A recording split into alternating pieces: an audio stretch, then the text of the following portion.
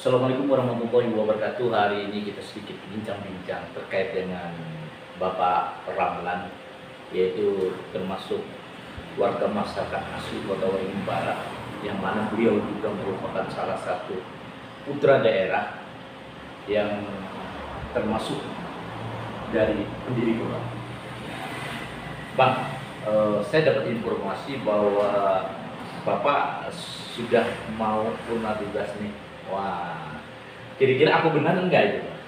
Ya, jadi kita purna tugas TMT 1 September 2023. Jadi besok, hari ini adalah tugas saya terakhir di Dinas Damkar dan Penyelamatan Kabupaten Hutan Barat, dan besok pagi sudah purna tugas, tidak ada lagi kegiatan kedinasan.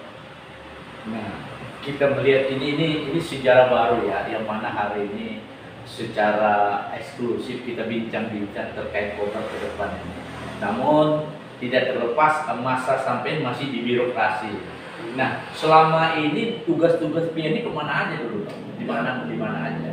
Jadi awal karir saya dimulai dari Pemuda Kabupaten Hutan Barat. Waktu itu pimpinannya masih Pak Baharudin Lisa yang beliau juga sempat jadi bupati Kota Waringin, bupati Parsel ya, Parsel. Nah, terus berlanjut di sana saya masih sebagai staf pelaksana gitu ya, di sekretariat. Setelah itu 2008 saya ke Kelurahan Baru sebagai kasih kantin selama 2 tahun. 2 tahun lanjut ke kasih tetap pemerintahan selama 3 tahun juga di Kelurahan Baru. Di Kelurahan Baru juga. Setelah itu lanjut lagi di Kelurahan Baru selama 5 tahun. Jadi 10 tahun di Kelurahan Baru. Di Kelurahan Baru selama 10 tahun. Setelah itu mendapat amanah baru dari Bupati, yaitu sebagai sekretaris Capat Alun Selatan. Kurang lebih sekretaris kira-kira 9 bulan atau berapa bulan itu ya. Habis itu Camat Selatan kurang lebih 3 tahun. Nah, berarti pengalaman yang paling banyak dirasakan khususnya di Kelurahan Baru ya. Nah, Bang, sedikit Bang, kalau kita melihat kultur Kobar ini yang kayak apa sih? Kobar ini sebenarnya potensi untuk menjadi kabupaten yang maju itu sangat besar sekali. Sangat besar sekali karena dari kondisi alamnya, sumber daya alam itu cukup menjanjikan. Juga potensi dari sumber daya manusia cukup banyak. Tinggal bagaimana nanti ya, yang masuk ke dalam birokrasi itu, khususnya di lembaga legislatif, ini kan rame-rame lagi lembaga legislatif. Nah, khususnya yang masuk ke dalam lembaga legislatif itu betul-betul orang yang ya, berkompeten. Karena terus terang saja sekarang ini dari berbagai kalangan, dari kalangan tua maupun muda, banyak kalau dibandingkan dengan periode sebelumnya. Nah, dari semua calon yang ada itu kita lihat banyak sekali yang berpotensi dan bagus sekali, tapi ada sedikit ya sekitar 20% yang menurut kita ya itu ya hanya ikut-ikutan saja. Nah, kalau yang ikut-ikutan ini nanti lolos ke dalam legislatif, ini akan sangat mempengaruhi perkembangan ke depan daripada Kabupaten Barat. Nah, tapi kalau kita melihat ya, dari beberapa partai kan sudah mempersiapkan nih para kader-kader nih yang memang potensial, di samping sumber daya manusianya, handalnya, wawasannya, sehingga kancah politik ini kan bersaing ketat. Nah, tapi kalau menurut Pak Camat, kalau kita melihat kilas balik ke belakang ya, yang mana yang sudah berjalan sebagai anggota dewan dari 5 tahun ini kelihatannya sampai sejauh mana pembangunan? Kalau dari sudut kacamata Bapak sendiri. Ya. Jadi dari tahap per tahap yang pembangunan dari Kota Waringin Barat ini, kalau kita lihat memang sudah signifikan ya perkembangannya. Kita bayangkan dari tahun 77 ya sampai ke 2023 ini sangat pesat sekali. Namun demikian, kalau itu dioptimalkan dalam artian yang duduk di legislatif betul-betul memikirkan kemajuan Kota Waringin Barat ini, terus yang di eksekutif juga begitu, tentunya ini akan lebih mengambil lompatan-lompatan yang sangat signifikan dan sangat besar. Tapi saya lewat tadi dikatakan caman.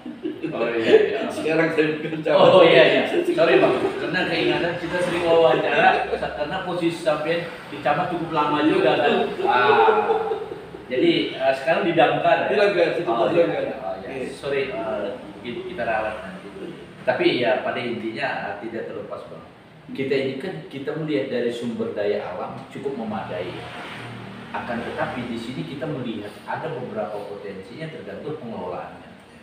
Di sisi lain kita juga tidak terlepas sarana prasarana perlu ditingkatkan. Terus pendidikan perlu ditingkatkan, kesehatan perlu ditingkatkan, kesiapan untuk pangan. Nah, dari saat ini sudut pandang apa selama birokrasi sudah melihat Kobar ini kira-kira kayak apa Pak? Dari beberapa Jadi gini, ini kan banyak faktor yang mempengaruhi bisa berkembang dan majunya suatu daerah itu kan. Nah, terutama dari sisi pendapatan. Dari sisi pendapatan, kalau kita dibandingkan dengan Jakarta beda jauh, ya. Nggak bisa kita perbandingkan. Sana sangat 80 triliun misalnya. Iya. Kita kan nggak sampai 1 triliun.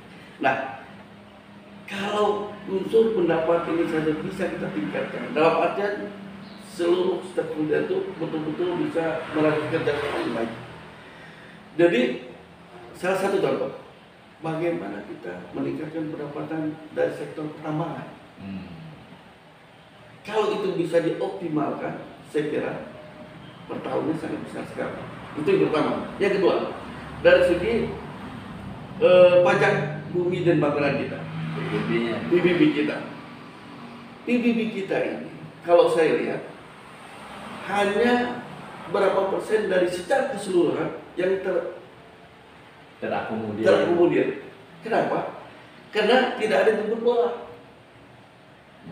Kita bayangkan, di sepanjang jalan Ayani ini saja, yang membayar PBB hanya berapa persen sih? Masih punya keterbatasannya. Ya. Terus yang punya BTN itu, di dalam satu blok BTN itu hanya berapa orang sih yang bayar? Paling yang bayar itu karena dia pegawai negeri sipil, karena di TNI Polri, karena dia punya perusahaan yang wajib lapor. Nah, tetapi tidak menyentuh kepada masyarakat yang lain yang tidak ada kepentingan dengan PBB. Ya. Nah, gitu. Tapi seharusnya dari segi pendapatan ini bisa digenjot dalam artian libatkan semua stakeholder yang ada di bawah, camat, lurah, kepala desa sampai ke RT. Jadi RT mendata rumah per rumah, yang mana yang sudah bayar PBB, yang mana yang belum. Berarti tergantung sosialisasinya Bang. Iya, kerjasamanya. Nah, tapi kalau seandainya hanya tim itu saja, tim kabupaten misalnya, hanya berapa sih kemampuan kabupaten? Masih keterbatasan. Masih ada keterbatasan. Tapi bisa menutup. kalau kita melihat dari sisi lain di samping PBB ya, sektor pendapatan dari pajak ya, terutama dari tambang. Tambang juga kalau kita menganalisa itu lumayan besar. Hanya saja regulasi pendapatan pajak itu apakah masuk ke provinsi, apakah masuk ke daerah. Nah, karena saat ini saya dengar informasi pajak ada 2 opsi, ada yang bisa ke provinsi, ada yang bisa ke daerah. Nah, sebenarnya tambang ini yang kayak apa?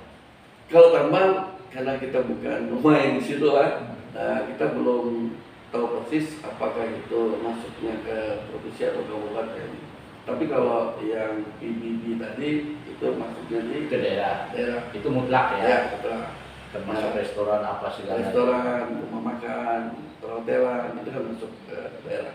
Termasuk juga walet. Walet kan kita nih banyak perubahan walet, tetapi yang bayar ada berapa orang sih? Ya kan? Jadi belum terakomodir secara keseluruhan. Jadi satu-satunya cara bagaimana pemerintah daerah bisa meningkatkan pendapatan berupa pajak itu harus melibatkan stakeholder bawah. Jadi peran grassroots ini penting sekali. Ya, sangat penting. Karena yang di bawah inilah yang tahu. Saya selama di kelurahan tahu persis bagaimana masyarakat itu bisa melakukan kewajibannya ketika bersentuhan dengan kelurahan atau desa. Tapi ketika sentuhannya masih jauh ke kabupaten ataupun ke kecamatan, mereka nggak begitu dirawat. Oke. Itu kita bicara terkait dengan pendapatan. Tapi kita juga tidak terlepas peran daerah, ada dana yang masuk dari DAP, dana alokasi khusus, dan itu merupakan salah satu untuk meningkatkan baik sarana prasarana pendidikan maupun kesehatan. Nah, kalau kita bicara pendidikan, untuk saat ini Kobar sampai sejauh mana? Kalau menurut sudut pandang Abang nih, sudah birokrasinya sudah bisa melihat ya. Kalau dari segi pendidikan, tentunya kita masih ada keterbatasan ya.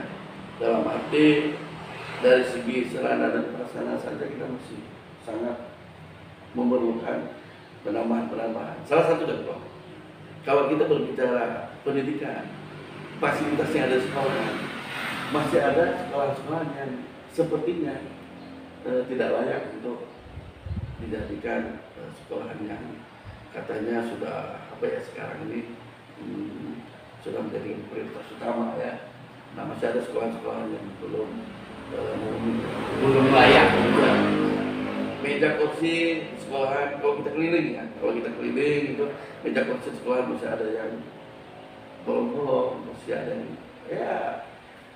artinya seharusnya meja kursi tersebut sudah harus diperbaiki ya.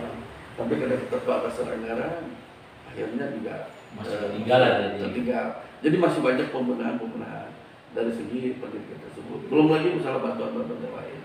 Mungkin Bang gitu, kita sekilas mungkin harapan ke depannya apa Bang? Kobar supaya bisa lebih maju dan jaya. Ya, Kobar agar bisa maju dan jaya. Satu saja kuncinya, adanya kebersamaan di dalam mengolah kebijakan. Adanya suatu persepsi yang sama. Salah satu contoh. Ketika program yang merupakan sarana prasarana jalan dilaksanakan oleh PUPR pengaspalan, tiba-tiba setelah itu datang program dari PDAM menggali jalan itu sendiri. Ya. Setelah diperbaiki, datang lagi program PLN juga menggali. Akhirnya apa yang dilakukan oleh PUPR? Terjadi kerusakan. Seharusnya itu harus ada Ada master plan-nya ya dari PDAM maupun. Jadi untuk tahun 2024 misalnya, 2024 yang dikerjakan apa dulu? Berarti harusnya dari PDAM dulu. PDAM, habis itu PLN, jadi PUPR itu terakhir. Ketika PUPR sudah melakukan pengaspalan, mulus, tidak ada galian lagi. Jadi efektif kepada jalan itu sendiri. Itu baru satu poin. Baru satu itu.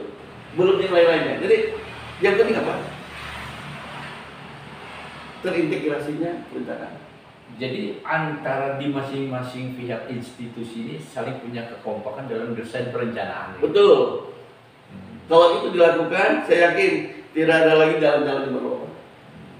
Karena mereka tidak akan menghancurkan jalan yang sudah terbangun. Nah, itu. Selama ini kan kita lihat jalan sudah bagus, mulus, senang ini masyarakat. Tetap besok ada lagi galian. Nah, kira-kira itu apakah itu ada sanksi dalam satu penggalian jalan yang memang betul-betul untuk kepentingan bangsa ternyata hancur? Perbaikan secara umumnya, apakah mereka membalikan kasar atau bagaimana? Seharusnya ketika mereka menggali, artinya harus bisa mengembalikan seperti semula. Tapi kenyataan sekarang kita bisa lihat sendiri. Oke, Pak. Jadi intinya sedikit ya terkait dengan itu menyangkut sarana prasarana khusus jalan ya. Tergendala jalan tidak lain terlepas adalah di saat desain perencanaan pihak lain melakukan kegiatan sehingga berpengaruh kepada jalan itu sendiri, ya. Terutama PPAN. Mungkin harapannya Pak? Ya, harapannya ada kolaborasi yang baik antara instansi yang ada di Kabupaten Betawi Barat. Jadi kalau subjeknya itu satu titik, maka harus didesain sedemikian rupa supaya titik tersebut tidak rusak dan bisa dipergunakan oleh masyarakat dengan nyaman dan aman. Oh, jadi desain master plan ini jelas lah, Pak. Jadi ada kolaborasi ya, BIU, PIDA, MPLS dalam target untuk sekian tahun apa, Ya, sehingga BIU juga ada pemikiran untuk mendesain jalan di situ gitu ya. sehingga pengerjaannya ada perencanaan yang sudah terintegrasi. Iya. Dalam pengerjaannya urut-urutannya sudah jelas. Kalau bulan ini dikerjakan oleh siapa, bulan ini nanti dikerjakan oleh siapa, dan ditutup dengan PUPR selesai. Oh, sip, mantap Bang. Mantap. Oke, demikian bincang-bincang kami sekilas terkait dengan Pak Ramlan, yang mana beliau ini besok telah melaksanakan purna tugas. Demikian informasi yang kami dapatkan.